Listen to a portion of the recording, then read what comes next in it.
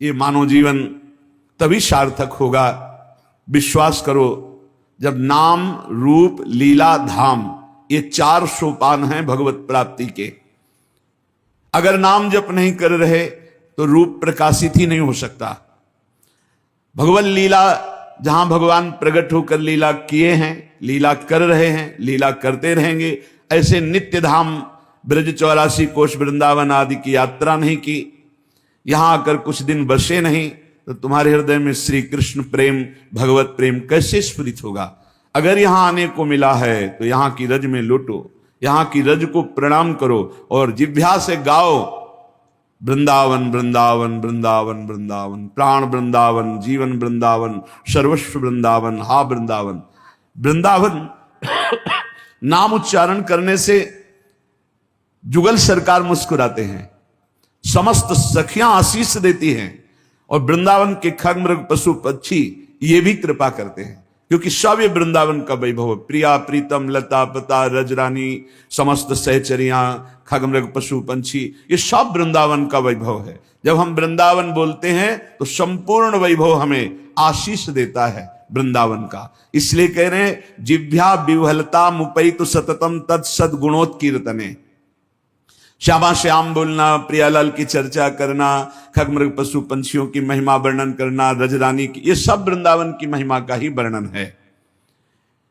समस्त सुभगाद्भुतम सकल मंगलात्यद्भुतम चिदात्म सकलोज्ज्वलाद्भुतम शेष रम्याद्भुतम समस्त वरदाद्भुतम सकल कृष्ण धामाद्भुतम तदेतदखिलाद्भुतम भज रसेन वृंदावनम। वृंदावन का आश्रय और वास तो सबको नहीं मिल पा रहा है, आश्रय तो सबको ही ले सकता है। मन वचन कर्म से वृंदावन का आश्रय। बोले समस्त सौभाग्यों से अद्भुत सौभाग्य उदय करने की सामर्थ्य वृंदावन में रहती है। सच्ची माने, लोक परलोक के साफ सुख तुम्हारे चरणों में लौटेंगे। यह परलोक सकल सुख पावत, आचार्य की वाणी है। श्री आचार्य जो बोल दें तो भगवान अपनी बात झूठी कर सकते हैं, आचार्य की बात नहीं झूठी कर सकते। यद्यपि आचार्य रूप में श्री भगवान ही हैं, पर आचार्य की बात भगवान अपनो परण विशार भगत को पूरो परण निभाऊं, तो आचार्य वाणी है। यही परलोक सकल सुख पावत मेरी सो भैया कृष्ण गुण संचु। ए भाई, तुम सच्चिदानंद प्रभु की लीलाओं का गायन करो, नाम जप करो, उनके गुणों का चिंतन करो, तुम्हें इस लोक और परलोक में समस्त सुख प्राप्त हो जाएंगे। श्रीधाम वृंदावन का आश्रय, श्रीधाम वृंदावन में आना, ये परम लाभ मिलता है कि रसिकों का संग मिल जाए। अगर रसिकों का संग न मिले तो आप वृंदावन आकर के देखो, आपको विशेष आनंद की अनुभूति नहीं होगी। आप यहां चाट पकौड़ी खाएंगे, आप गोलगप्पा खाएंगे, इधर उधर घूमेंगे, अगर प्रभु के पास भी दर्शन करने गए तो वहां दोष दर्शन करेंगे, अरे यहां ऐसा यहां ऐसा। लेकिन यदि आप महिमा सुन चुके हैं, सत्संग सुन चुके हैं, तो आप सावधान रहेंगे। आपके अंदर दोष दृष्टि नहीं जागृत होगी, आप नाम जापक होंगे, आप यहां से कमा के ले जा पाएंगे महान सुकृत, जो आपके दुखों का नाश करके आनंद प्रदान करेंगे। इसीलिए कह रहे समस्त सुभगाद्भुतम, समस्त सौभाग्य प्रदान करने वालों में भी अद्भुत सौभाग्य प्रदान करने वाला ये श्रीधाम वृंदावन है। पक्का कर्मों का भोग बड़ा प्रचंड है, बड़े बड़ों को भोगना पड़ता है। जो सिद्ध महापुरुष हो गए उनको शरीरों से राग नहीं होता, पर शरीरों में प्रारब्ध भोग तो आता ही है। यदि प्रभु के आनंद का हमें स्वाद ना मिले तो ये प्रारब्ध मिटिया मेट कर देते हैं, पूरा जीवन बर्बाद कर देते हैं। इस धाम का एक विशेष प्रभाव है, श्री नागरीदास जी महाराज ने लिखा, कलह कलेश न व्यापय इठा इठौर विश्व ते न्यारी। यहां प्रारब्ध भोग आएगा, पर इस कोटि से नहीं आएगा कि आपका पतन कर दे, आपका नाश कर दे। नहीं, बहुत आराम से, कलह कलेश न व्यापय ईठा, बहुत आराम मुद्रा में आपका प्रारब्ध नष्ट हो जाएगा। चमत्कार हमने देखा, कलह कलेश न व्यापय ईठा, ये ठौर विश्व ते न्यारी, समस्त सुभगाद्भुतम सकल मंगलात्यद्भुतम, समस्त सौभाग्य के भी सौभाग्य को प्रकाशित करने वाला है वृंदावन धाम। सच्ची मानिए ये केवल कथा नहीं है, ये जीवन की व्यथा है। कैसा भी कोई जीव हो, वृंदावन का आश्रम लेने मात्र से उसका भाग्य पलट जाएगा, भाग्य पलट जाएगा। देखो, अगर संसार की जेल से बचते हो तो एकमात्र केवल रास्ता है शिव प्रिया प्रीतम के नाम रूप लीला धाम का आश्रय लेना। नहीं, ये जेल तुम्हें बंद रखेगी। पुनरपि जननम पुनरपि मरणम पुनरपि जननी जठरे शयनम। अगर भाग पा रहे हो, निकल पा रहे हो, तो एक रास्ता केवल पकड़ो, नाम रूप लीला धाम। हमारी बात मान लेना, जहां ये चार बातें ना हो वहां धोखा है, मान लेना। जहां नाम न हो, रूप न हो, लीला न हो, धाम न हो, वहां धोखा है। नाम में भगवान के प्रणों से लेकर के सब अनेक नाम, अनंत नाम है। मंगलों का भी मंगल करने वाला वृंदावन कैसा है? बोले सकल मंगलात्यद्भुतम। श्री तीर्थराज प्रयाग सब तीर्थों का पाप लेकर के और अपना मंगल करवाने के लिए हम वृंदावन धाम आते हैं जब 12 वर्ष में यहां का कुंभ पड़ता है। मंगल भवन स्वयं श्री हरि हैं, आनंद समुद्र श्री हरि हैं। ऐसे आनंद समुद्र युगल सरकार को भी आनंद प्रदान करता है वृंदावन, तो हम आनंद के अंश हैं, हमें आनंद कैसे नहीं मिल जाएगा? सकल मंगलात्यद्भुतम, मंगलों का भी अद्भुत मंगल करने की सामर्थ्य रखने वाला वृंदावन। चिदात्म सकलोज्ज्वलाद्भुत मसे सत्याद्भुतम। भगवान के चिन्मय धाम बहुत हैं, कैलाश, भगवान का वैकुंठ धाम, भगवान के विविध धाम है अवतार संग। बोले समस्त चिन्मय धामों में सकल रमणीयता, अद्भुत माधुर्य, अद्भुत महिमा और सबका मूल ये श्री धाम वृंदावन है। श्रीपाद कह रहे हैं, बड़े अनुभवी महापुरुष हैं।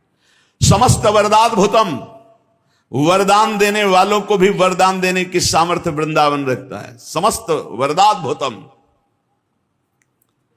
एक माई बांके बिहारी लाल की शोभा देखकर मुग्ध हुई, घर गई, अपनी जेवर बेची, कुछ और भी जो मूल्य सामग्री थी बेची और आई और फूल बंगला बनाया।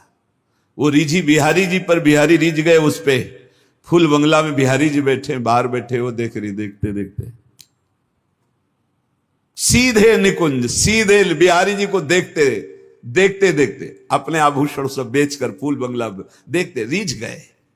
वो बिहारी जी को देख के रीझ गई, बिहारी जी उनको देख के रीझ। समस्त वरदाद्भुतम, इससे बड़ा कौन सा वरदान होगा?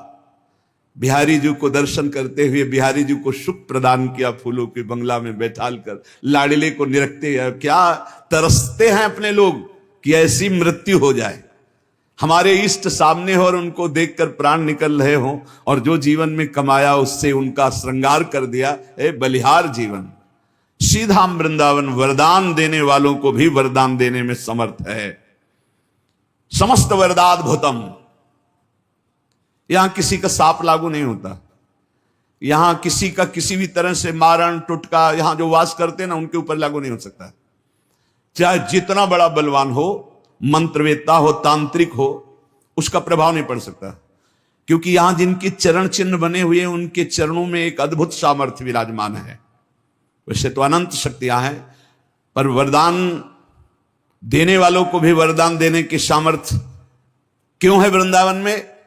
क्योंकि प्रियाजू के चरण चिन्हों से चिन्हित यह भूमि है, और प्रियाजू के चरण चिन्हों में जो एक बार अपने आप को समर्पित कर चुका है, शाप ताप रोग शोक दारुण दुखारी, ये लाल इष्ट दुष्ट दलन कुंज भवनचारी प्यारी जू के चरणारविंद है। जो धामवासी है वो कोई बाहरी उसको शाप देना चाहे लागू ही नहीं होगा। ताप दैहिक दैविक भौतिक, कोई भूल चूक से पाप बन जाए धाम में लागू ही नहीं होगा उसके ऊपर। रोग शोक दारुण दुख हो ही नहीं सकता। जिसने श्रीधाम वृंदावन का आश्रय अखंडवास स्वीकार कर लिया, नहीं हो सकता। बहुत ऐसे उदाहरण हमने देखे, बहुत उदाहरण कि बड़ी बुरी दशा शरीर की और बड़ी उच्च कोटि की दशा को प्राप्त हुए शरीर छूटते ही, बहुत उच्च कोटि की दशा को। ये आंखों देखी घटनाएं हम बता रहे हैं आपको। विश्वास कीजिए, श्रीधाम वृंदावन का चमत्कार देखा। वो जब आते थे बहुत भागवतिक प्रश्न करते थे, बड़े स्वस्थ शरीर के थे। एक दिन हमने कहा कि ऐसे प्रश्न करते करते शरीर छूट जाएगा, बंद करो ये सब प्रश्न करना और श्री जी के शरण में होकर नाम जप करो, मत जाया करो विदेश। यहां अपने धर्म से युक्त होकर प्राण त्यागने की तैयारी करो। उनको लग रहा था कि संत जन ऐसे बोलते रहते हैं। कुछ दिनों में आए और उनका कैंसर हो गया, शरणागत। हमको आप डरना मत, जितनी श्वासें बची राधा राधा बोल गए। ऐसी हालत हो गई कि पूछो मत, कैंसर तो जो अपना रूप धारण करता है। कहा भाई अरे वो तो रो पड़े, बस तुम वृंदावन आ जाओ। कैसे आ सकते हैं, यहाँ सब डॉक्टर वो जकड़े हुए, वो सब लगे हुए, कैसे, कदापि नहीं आ। भाई अब तुम्हें जाना है, तुम बस आ जाओ वृंदावन, हमारी बात मान लो, जैसे बने वैसे तुम आ जाओ, तुम्हें जाना है, कोई डॉक्टर नहीं बचा सकता, तुम आ जाओ वृंदावन। यही सामने भक्ति वेदांत में जब आए सूचना मिली, गए तो दृश्य ही बदल चुका था, आंखें धस गई, सब शरीर रो पड़े। महाराज भयंकर कष्ट है।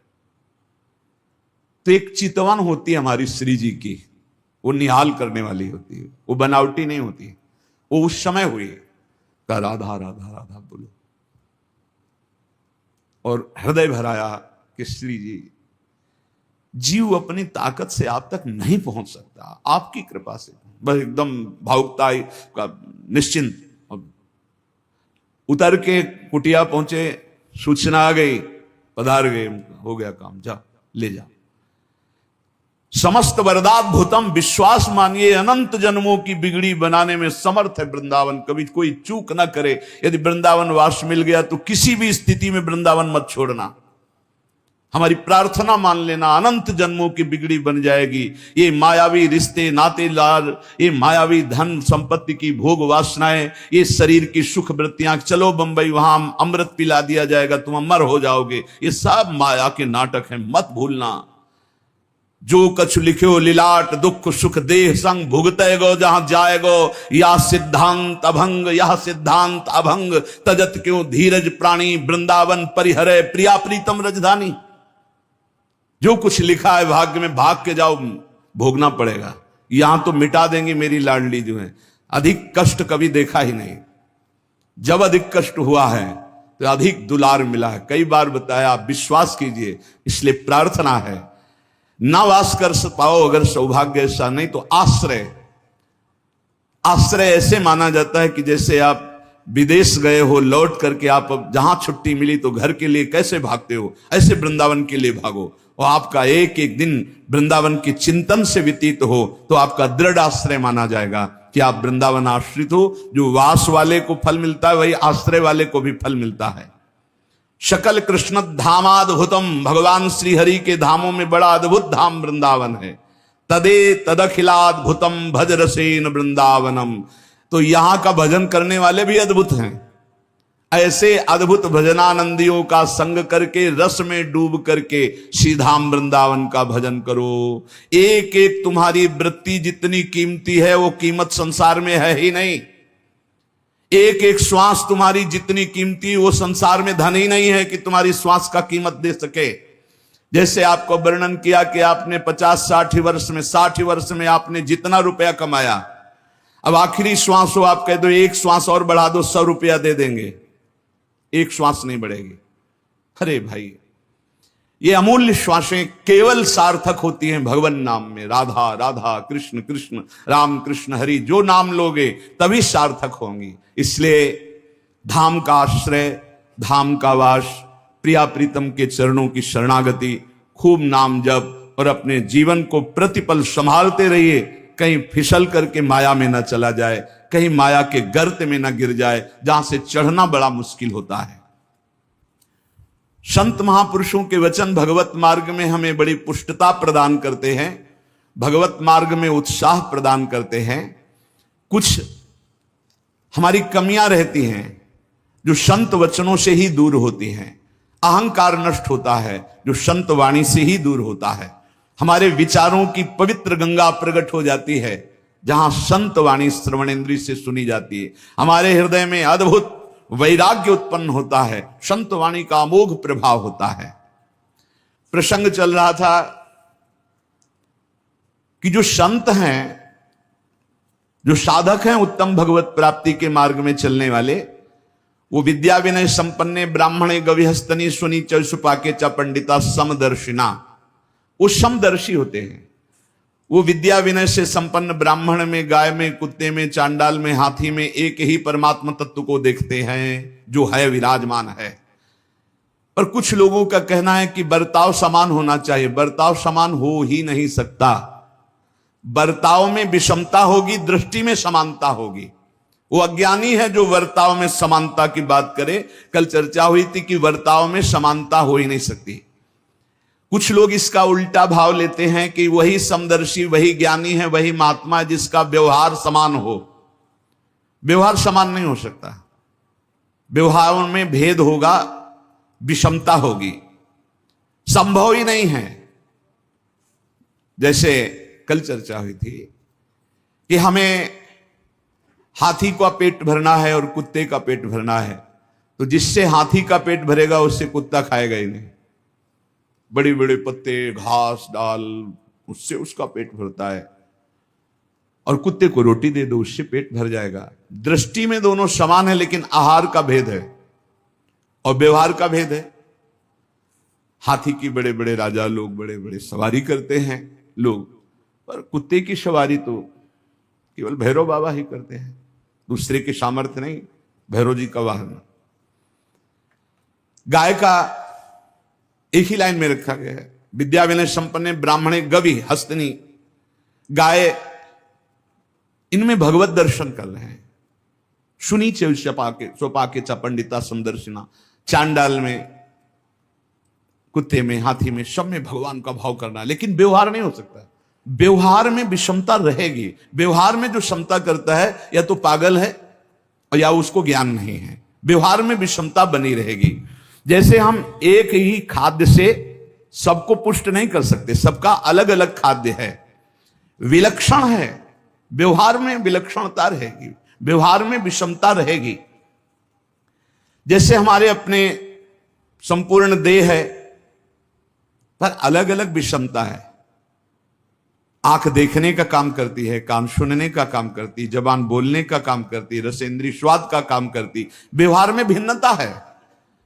ऐसा नहीं कि व्यवहार में समानता। अपने ही शरीर में हम नहीं कर सकते। नीचे के अंगों को छूने के बाद हाथ धोते हैं, ऊपर के अंग छूने पर कोई बात नहीं होती। तो विषमता क्यों? कि शरीर तो तुम्हारा ही है ना, फिर व्यवहार में विषमता क्यों? बोले नहीं, जो व्यवहार में विषमता है वो होनी ही चाहिए। अगर नहीं होगी तो या तो वो मूर्ख है या उसको ज्ञान नहीं है, उसे शास्त्रीय ज्ञान नहीं है। तो यहां कह रहे हैं जो संत ऐसे होते हैं उनके व्यवहार की विषमता को देखकर कहीं ये ना समझ लिया जाए कि इनको ज्ञान नहीं, क्योंकि ज्ञानी वही है जो सम है। व्यवहारिक विषमता को देख करके संत पर दोष दर्शन न किया जाए। कल चर्चा हुई थी जैसे माता, बहन, पुत्री, पत्नी, चारों स्त्री शरीर हैं, पर व्यवहार में विषमता रहेगी। पत्नी के साथ व्यवहार और होगा और माता, बहन, बेटी के साथ परम पूज्य धर्म में व्यवहार और होगा, पत्नी का धर्म में व्यवहार और होगा। वो ज्ञानी है, वो चारों में ब्रह्म एक ही देख रहा है, लेकिन व्यवहार जो पत्नी के साथ है वो अगर तीनों के साथ दृष्टि मात्र कर ले तो वो अपराधी माना जाएगा और दुर्गति को प्राप्त हो जाएगा। जो माता, बहन और बेटी पर जो पत्नी के साथ व्यवहार है वो व्यवहार की सोच ले तो वो नष्ट हो जाएगा। व्यवहार में विषमता है और दृष्टि में क्षमता है। जो ज्ञानी महापुरुष, संत महापुरुष हैं, प्रश्न होता है कि लोग उनकी निंदा करते हैं, अपमान करते हैं, तो निंदा और अपमान होने पर क्या उनको दुख होता है? जैसा अपने को हो, कोई निंदा करे, अपमान करे तो दुख होता है, स्तुति करे, सम्मान करे तो सुख होता है साधारण को।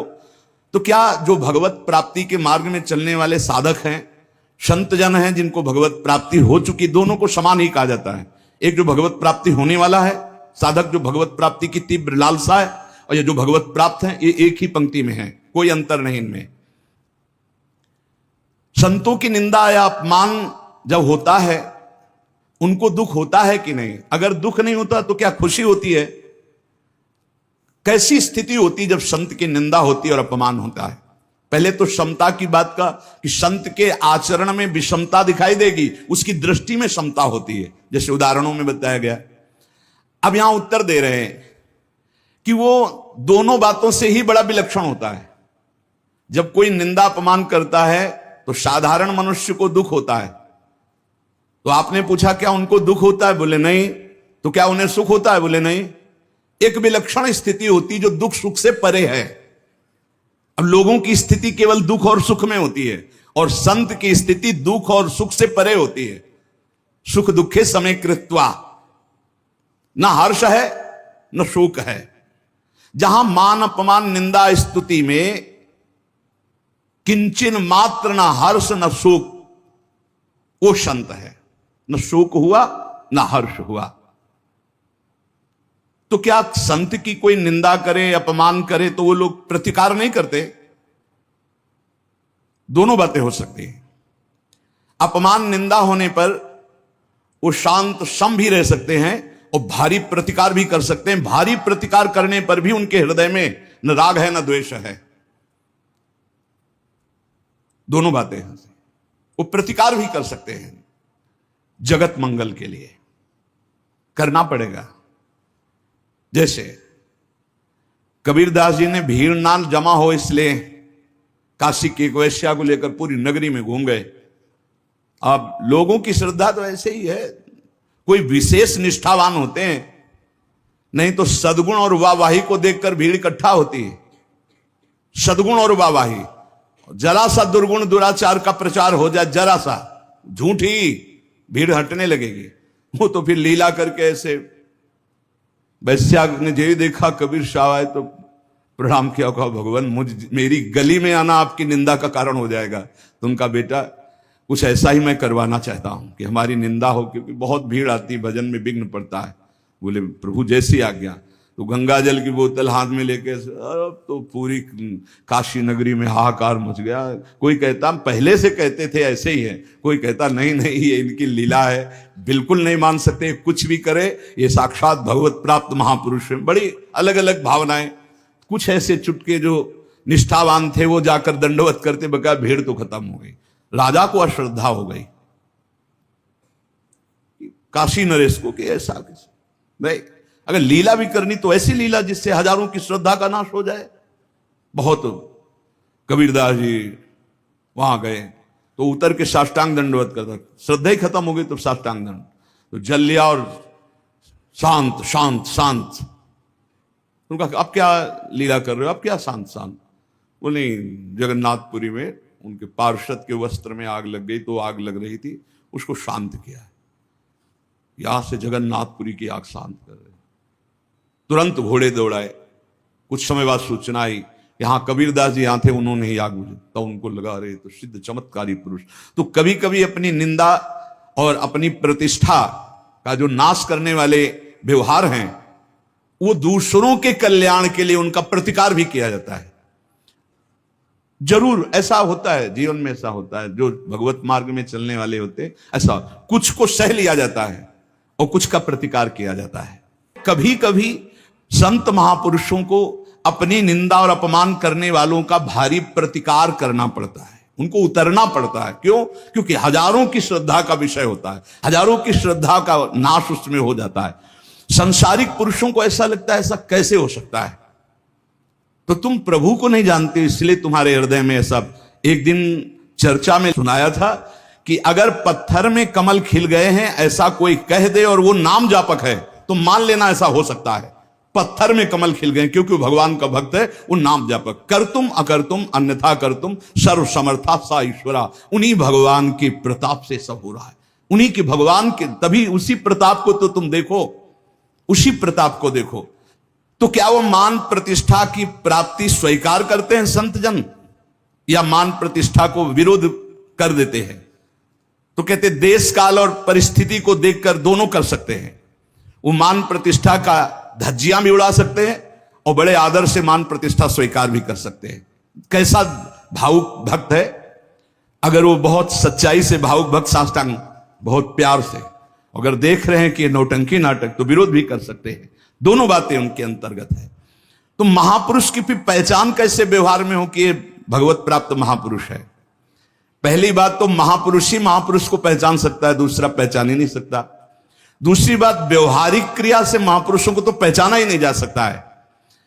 इतना जान लीजिए, चाहे वो सिद्ध होने के योग्य साधक हो या सिद्ध महापुरुष हो, वो दोनों, उनका जो व्यवहार होगा वो शास्त्र सम्मत और सत होगा, किसी का अमंगल नहीं हो सकता।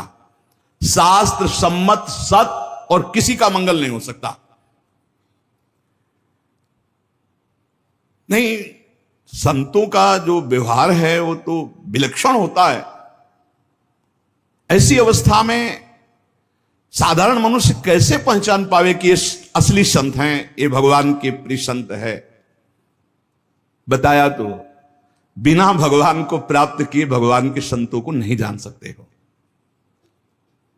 ऐसा कैसे हो सकता है? कोई बाहरी क्रिया नहीं, बाहरी क्रिया तो नाटक के पात्र भी कर लेते हैं। बाहरी क्रिया तो नाटक के पात्र भी कर लेते हैं। इस प्रकार अगर हम बाहरी क्रियाओं से केवल साधु समझे कि जटा जूट और ऐसा ऐसा बाहरी, तो ये तो अभिनय में भी बहुत जोर का रोना। साधु की आंतरिक पहचान वो पहचानवाना चाहे तो हो सकता है। एक उदाहरण में बताते हैं कि एक राजा बहुत बलवान था। उसने अपने शत्रु पक्ष के राजा का नाश कर दिया। उसका अकेला लड़का था और उसकी मां। अब हर समय शत्रु पक्ष का राजा इस चाल में रहता था कि उस बालक को मार दें तो निष्कंटक अधिकार। और उसकी मां बड़ी भागवत थी, रात दिन भजन करती, भगवान से प्रार्थना करती कि भगवान मेरे बालक की रक्षा करना। और भगवान के जो सिद्ध संत होते हैं भगवत स्वरूप होते हैं। उन्होंने विचार किया, संत के हृदय में, एकदम भजन में बैठे थे उसी राज्य में, तो विचार एकदम आया कि अच्छा, भगवान का आदेश है तो लीला करनी पड़ेगी।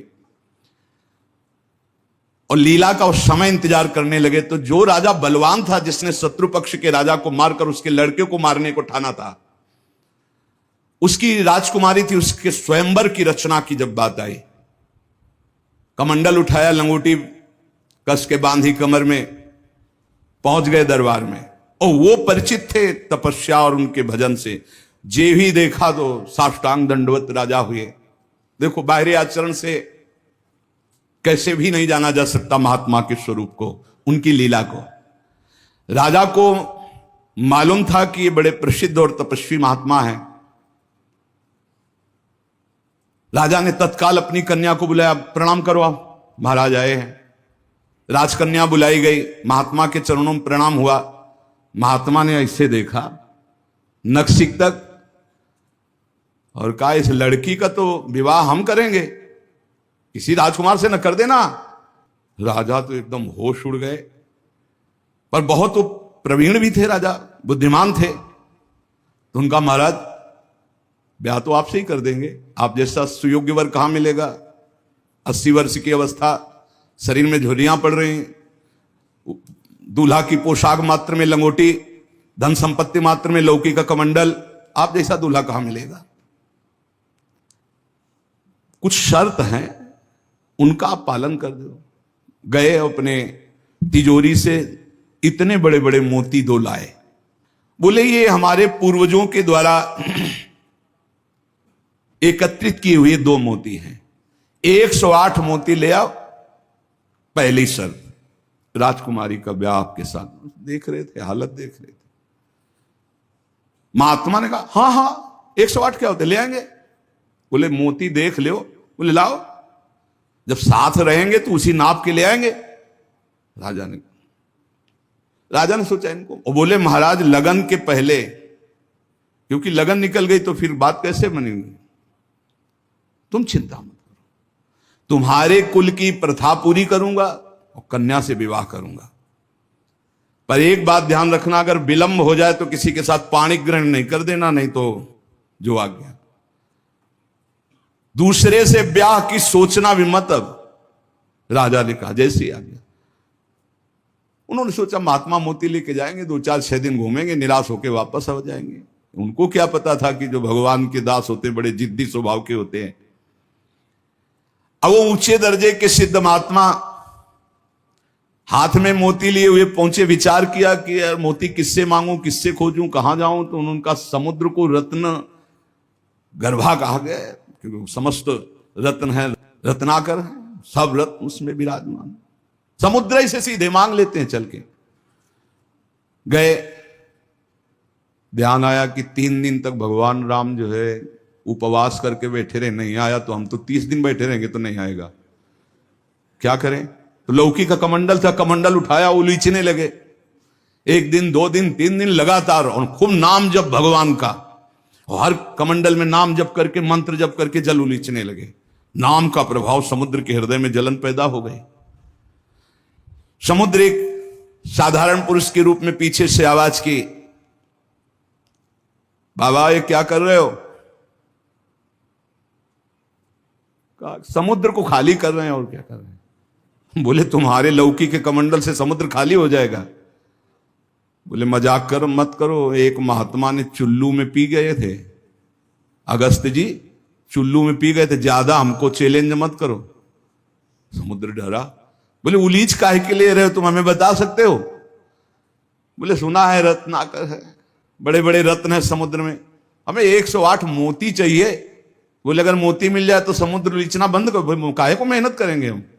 बोले वो तो हम दे रहे हैं तुम्हें, दिखाओ मोती। मोती निकाले हुए से ढेर सारे मोती, एक लहर आई, नाप नाप के 110, क्योंकि 2 वो और 108 झोली में डाले।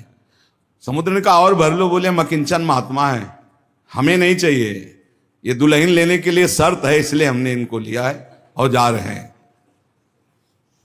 महात्मा जी बड़े गर्व से गए, भगवान की जय जयकार की। राजा देखते ही समझ गया मोती मिल गए, क्योंकि बहुत मुस्कुराहट है।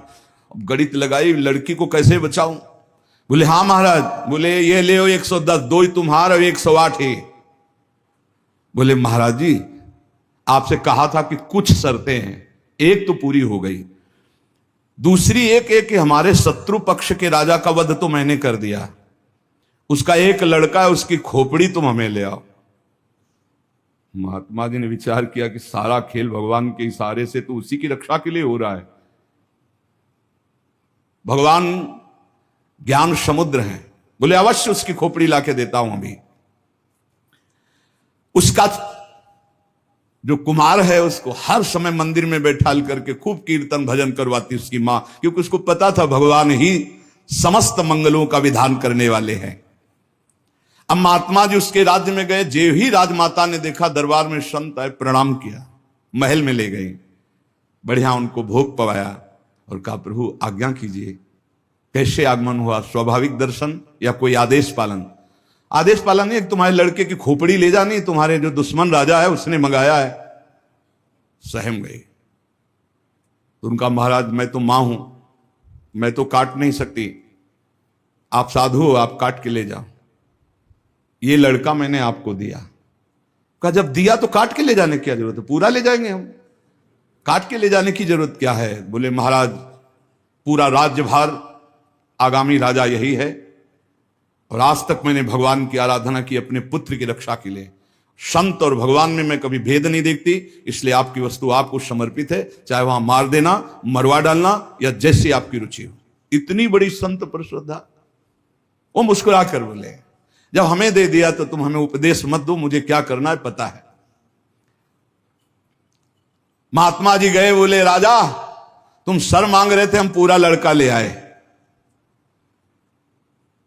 पर ध्यान रहे एक भी बाल बांका नहीं होगा, पहले भांवरे फिरेंगी, इसके बाद तुम्हें जो मनावे सो कर देना। राजा ने बहुत खुश हुआ, बोले बंदी नहीं, बिल्कुल ऐसे ही राजकुमार की तरह बैठा लो, हमारा ब्याह हो जाएगा, हम दुल्हन लेके चले जाएंगे, फिर तुम्हारा जैसा मनावे वैसा करो। राजा राजी हो गया, सिंहासन पड़ा, राजकुमार की तरह बैठा, दुल्हन सजा, अब तो सब शर्त पूरी हो गई थी। वर पक्ष की जहां बैठक वहां बैठे महात्मा जी, वही जनाती वही बराती, उनके कौन कोई तो था ही नहीं। महात्मा जी विवाह मंडप के नीचे बैठे हैं, आचार्य आए, पूरा दूल्हा भेष सजाया गया महात्मा जी का, लंगोटी में, केवल लंगोटी कमंडल। संत की लीला। कन्या आई, महात्मा ने कहा रुको, एक बार देखा, तुम्हारे योग्य नहीं हो। हे राजा, ये तुम्हारी लड़की हमारे योग्य नहीं। तो महाराज आप ही बोले थे, अब मतलब आप बेइज्जती तो मत करो, बिल्कुल भावरे पड़ने वाली। लड़के की तरफ देखा, हे यहाँ खड़े हो बगल में, ये योग्य है तुम्हारी लड़की की। एक चुप, ब्याह कर इसके साथ। तुरंत अपने तपोबल से उस लड़के का ब्याह करा। बोले सौभाग्य हो गया, जाओ। माने आराधना किस बात की थी कि दुश्मन राजा कहीं हमारे पुत्र को ना मार दे, और ये आदेश भगवान ने संत को दिया। तो इतनी बड़ी लीला संत ने रची, और उस राजा से कहा होश में तुम्हारी बेटी का सुहाग है, पूरी सुरक्षा उस राज्य की भी तुम्हें करनी, और अगर हमें सुनाई दिया किसी भी तरह का विरोध, महाराज। कभी कभी भगवान की आज्ञा से संतजन कुछ ऐसी लीलाएं करते हैं जिन लीलाओं को बाहरी आचरणों से आप जान ही नहीं सकते कि मामला क्या है। जय श्री कृष्णा। राधे राधे प्यारे दोस्तों, आध्यात्मिक मार्गदर्शन चैनल पर आप सभी का स्वागत है। आप यूं ही हमारे साथ जुड़े रहें और अपना आशीर्वाद बनाए रखें, इसलिए हमेशा प्रभु का नाम लेते रहें, हमेशा हृदय में उनका वास करें।